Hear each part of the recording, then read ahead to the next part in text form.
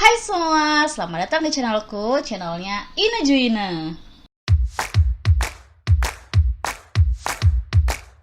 Tada, background baru loh. Lucu. Jadi kemarin itu ada masukan di komen kalau Kak itu backgroundnya terlalu kosong. Ya sih, aku juga ngerasa backgroundnya terlalu kosong. Jadi ya udah aku tambahin aja lah dikit-dikit biar tambah unyu. Oke guys, kita langsung aja. Kali ini tema yang akan aku bawain itu cukup penting untuk para job seeker. Kenapa? Kalian akan tahu jawabannya setelah kalian selesai nonton video ini. So, stay tune ya. Mudah-mudahan apa yang aku share hari ini bermanfaat buat kita semua. Oke, lowongan kerja itu sangat mudah kita temui. Banyak tersebar di mana-mana, mulai dari Facebook, SMS, chatting, Telegram, koran, dan media sosial lainnya. Tapi nggak semua loker yang disebar itu adalah loker yang asli.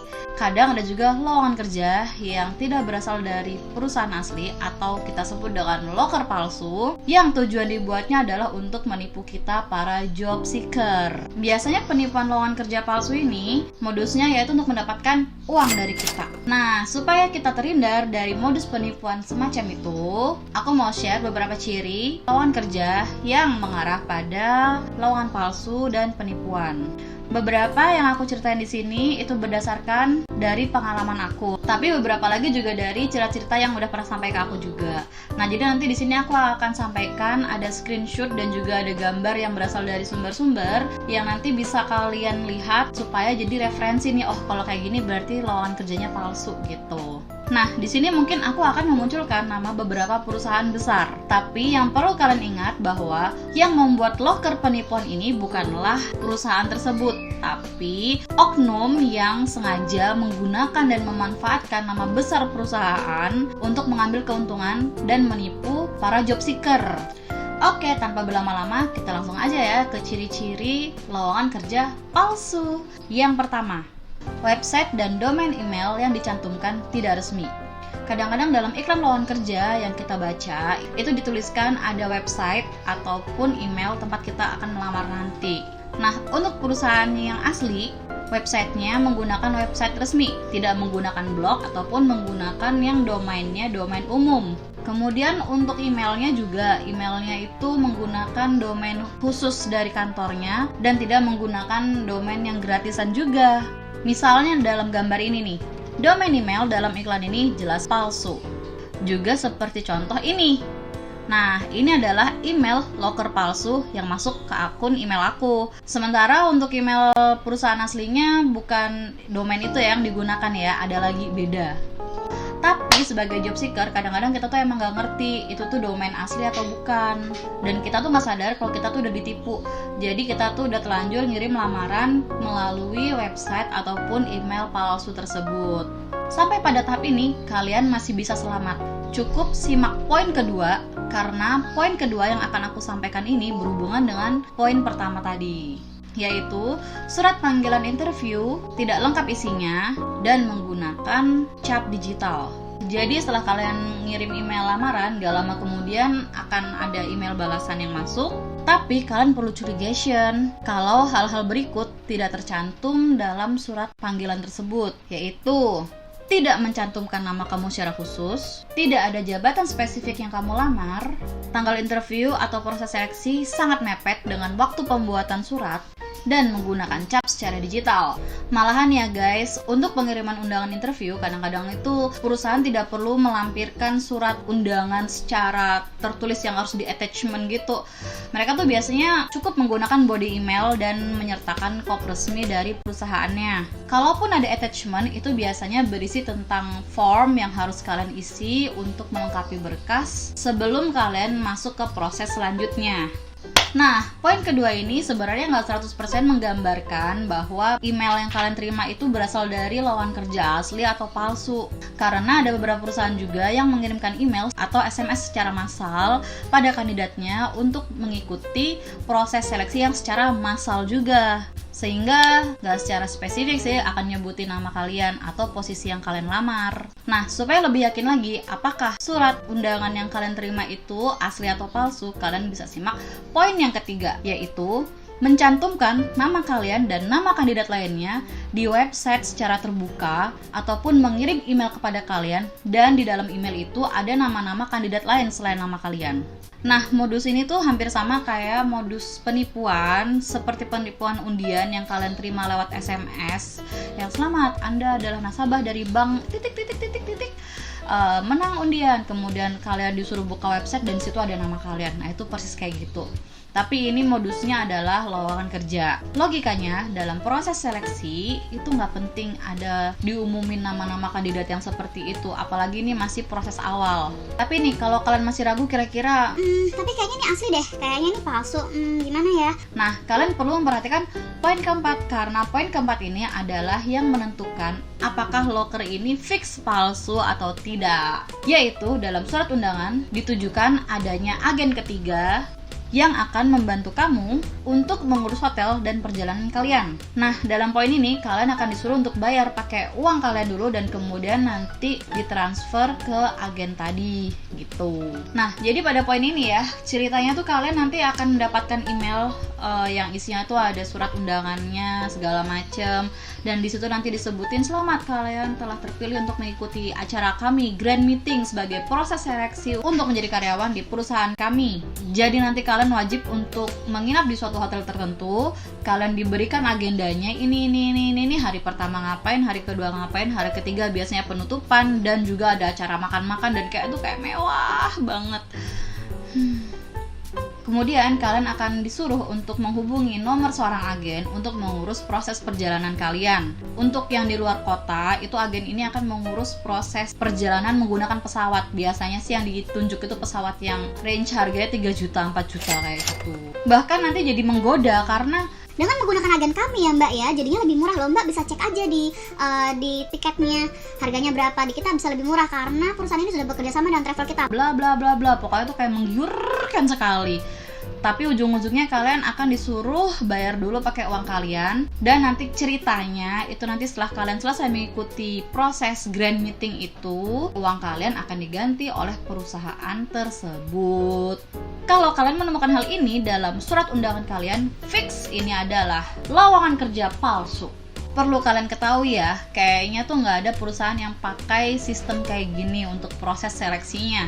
Kebanyakan perusahaan tuh nggak ngurusin masalah kalian mau kesana naik apa, kalian mau nginep di mana, itu menjadi urusan kalian sendiri sebagai kandidat. Perusahaan itu taunya kalian datang ke tempat seleksi, terus mengikuti seleksi. Kalau kalian kandidat yang dicari, maka kalian akan di-hire. Tapi kalau kalian bukan kandidat yang dicari, ya sudah, goodbye.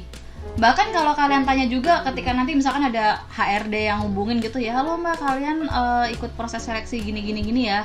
Nah, kalau kalian tanya, oh ya Pak, tapi saya di luar kota nih, ada travel yang bisa direkomendasikan nggak ya untuk saya hubungi? Mereka nggak akan ngasih rekomendasi travel itu. Mereka akan merekomendasikan kalian menggunakan transportasi umum yang paling mudah kalian jangkau dan biayanya tidak diganti. Jadi itu fix pakai biaya personal kalian ya, dan itu mereka nggak mengiming-imingi untuk mengganti. Memang mungkin ada beberapa perusahaan besar yang mereka menyediakan fasilitas bagi kandidatnya untuk mengcover biaya transportasi dan akomodasi selama proses seleksi.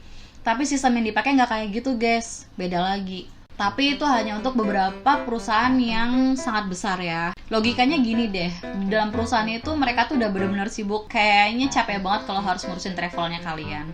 Kemudian yang poin kelima, ini udah beda jalurnya sama poin ke-1 sampai ke-4 tadi. Untuk poin kelima ini, kalian akan disuruh untuk mengisi form yang dikirimkan ke email kalian dengan tenggat waktu yang sangat mepet.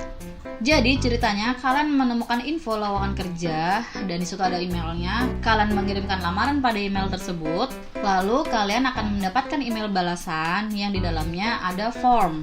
Formnya tuh kayak terlihat normal ya, terus kalian isi. Tapi tiba-tiba suatu hari waktu kalian ngecek ke ATM mau ngambil uang, saldonya udah nol. Nah, supaya hal ini nggak kejadian sama kalian perlu curiga jika kalian disuruh mengisi beberapa data yang isinya sebagai berikut. Pertama, nomor KTP. Kedua, nomor KK. Ketiga, nama kedua orang tua kalian. Keempat, nomor rekening. Dan yang kelima adalah nomor kartu ATM. Jadi di depan kartu ATM itu kan ada nomornya guys. Nah, itu yang disuruh isi juga. Ingat ya guys, kalian ini baru kandidat, belum jadi karyawannya. Jadi sebenarnya tuh kalian nggak perlu banget buat ngisi yang namanya sampai ke kakak, sampai ke nama orang tua, nomor rekening, nomor ATM, itu nggak perlu sama sekali. Bahkan ya, kalau nanti kalian juga sudah keterima, itu nggak perlu nulis yang namanya nomor kartu ATM. Jadi kalau kalian nemuin form yang berisi data identitas seperti tadi, fix itu adalah penipuan. Entah ini mau lowongan kerja, entah ini mau surat undian, entah ini isi data buat jadi relawan atau jadi apapun itu. Kalau ada 5 poin semuanya itu ada, terutama nomor ATM dan nomor rekening, itu fix adalah penipuan. Oke, yang keenam, meminta untuk transfer sejumlah uang agar bisa lanjut ke proses selanjutnya. Yang kayak gini nih biasanya dilakukan oleh perusahaan fiktif yang tiba-tiba bisa hilang. Nah, jadi di sini kalian itu pada awalnya akan mengikuti proses seleksi secara normal, tapi nanti di proses tertentu kalian akan disuruh untuk transfer sejumlah uang kepada pihak seleksi, atau kalian disuruh untuk ibaratnya deposit gitu. Nanti kalau proses seleksi udah selesai, uangnya akan dikembalikan. Nah, biasanya kalau yang kayak gini nih, tiba-tiba nanti setelah kalian nyerahin uang itu, si oknum ini akan hilang dan gak bisa dihubungi, alias kalian di blok tuh. Kemudian yang terakhir dari aku, poin ke-7, yaitu menjanjikan kerja yang sangat mudah dengan penghasilan yang menggiurkan. Nah, bagian ini cukup penting nih. Apakah Anda fresh graduate? Apakah Anda ibu rumah tangga? Atau Anda pensiunan? Anda adalah target empuk untuk modus yang satu ini.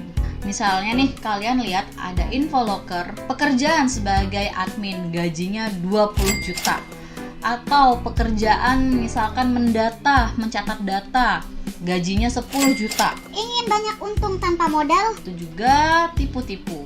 Iklan-iklan macam ini tuh banyak banget beredar di koran-koran. Ada juga yang melalui SMS random, ada juga yang lewat media sosial kayak Facebook lah, WhatsApp lah, Telegram lah, ataupun media sosial lainnya yang kalian pakai. Tapi percayalah, di dunia ini semuanya butuh proses. Dan gak ada yang jadi admin terus tiba-tiba gajinya 20 juta. Impossible banget, kecuali kalau kalian jadi adminnya Roket. Nah, itu baru gajinya 20 juta. Tapi biasanya kalau adminnya Roket itu infonya tuh gak di-share di koran sih kayaknya. Atau gak di-share di Facebook kalian deh kayaknya. Serius deh. Jadi intinya, kalau ada yang menawarkan pekerjaan yang sangat amat mudah, Sepertinya gampang, terus gajinya tinggi, bonusnya tinggi, benefitnya, tunjangannya segala macam, wow banget. jangan mudah percaya. Nah, tadi itu udah aku share 7 ciri-ciri lowongan kerja yang palsu, dan sekarang aku akan sedikit sharing juga tentang ciri-ciri yang ini tuh lowongan kerja itu asli. Sebenarnya gampang sih. Yang pertama, cek ke website resminya. Jadi kalau misalkan kalian dapat infoloker, terus di situ kan ada websitenya tuh kadang-kadang dicantumin. Nah, itu kalian bisa googling kayak atau ngapain kayak searching untuk melihat website resminya. Di website resminya tuh biasanya ada menu career atau karir atau pekerjaan atau info lowongan, tulisannya macam-macam. Dan di situ tuh nanti akan dipaparkan apa aja sih lowongan yang pada saat itu lagi terbuka. Kalau misalkan memang lowongannya kalian ada, silahkan kalian langsung mendaftar di website tersebut atau ikuti aja petunjuk yang ada di website tersebut. Terus yang kedua, memeriksa nama direktur yang tercantum dalam surat undangan interview. Jadi gini, kalau kalian ngajuin lamaran tuh, kan nanti tuh biasanya dapat email balik, feedback untuk mengikuti proses seleksi, entah itu psikotes, entah itu interview atau proses lainnya. Nah, kadang di email itu akan di attachment surat undangan yang ada nama direkturnya. Nah, langkah selanjutnya adalah kalian boleh ngecek ke website resminya apakah nama direkturnya itu sama atau berbeda. Kalau nama direkturnya berbeda, ya pastinya lowongan kerja ini palsu. Walaupun hal ini nggak 100% working, tapi biasanya ya penipu itu males sih buat ganti-ganti format isi dalam surat undangannya. Ya, jadi mungkin yang dipakai tuh nama direktur yang udah lama banget, yang udah dari dulu-dulu gitu. Secara gitu yang namanya orang nipu, mana ada sih yang rajin. Nah, yang ketiga, kalau kalian punya kenalan atau teman atau kerabat yang bekerja di perusahaan tersebut, kalian bisa langsung aja tuh tanyain sama mereka. Bener nggak sih di sini ada lowongan kerja seperti ini? Kalau misalkan emang ada, ya udah lanjut aja gitu. Itu Itu dia yang bisa aku share kali ini. Mudah-mudahan kita semua bisa terhindar dari lowongan kerja palsu yang cuman mau manfaatin kita aja. Apakah kalian punya pengalaman menghadapi lowongan kerja palsu yang lain? Boleh kalian share di komen supaya teman-teman yang sedang mencari kerja juga teredukasi dan lebih waspada untuk menghadapi lowongan kerja yang palsu. Oke? Oh iya, kalian juga bisa komen tema apa yang pengen kalian request untuk aku share di selanjutnya supaya jadi bermanfaat gitu buat kita semua. Kalau kalian suka dan konten yang aku share kali ini, klik subscribe dan like, oke?